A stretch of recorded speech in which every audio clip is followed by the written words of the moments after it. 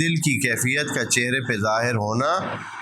ہاں کوئی کہے کہ نبی بشر نہیں تھے، انسان نہیں تھے، انسانی خصوصیات نہیں رکھتے تھے، مسلم ہے کہ اگر نبی کو غصہ آ سکتا ہے تو غصے کا چہرے پہ ظاہر ہونا کوئی بہت بڑی بات نہیں ہے کہ جو دل میں ناراضگی پیدا ہوئی ہے اس کا چہرے پہ سامنے آنا، اور خصوصاً اس قسم کے حالات میں نبی کو جیسے بھوک لگتی تھی، پیاس لگتی تھی، باقی ضروریات بشری سلسلے ہوتے تھے، اسی طرح ان کے حوالے سے یہ سلسلے جو دل کی کیفیات ہیں وہ بھی پیدا ہوتی تھیں۔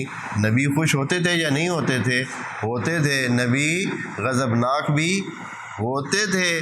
جب غضبناک ہو سکتے ہیں تو پھر اس کے آثار پیدا ہونا بھی کوئی بہت بڑی بات نہیں ہے۔ جسم اس کے مطابق چلتا ہے جو انسان کے اندر موجود ہوتا ہے۔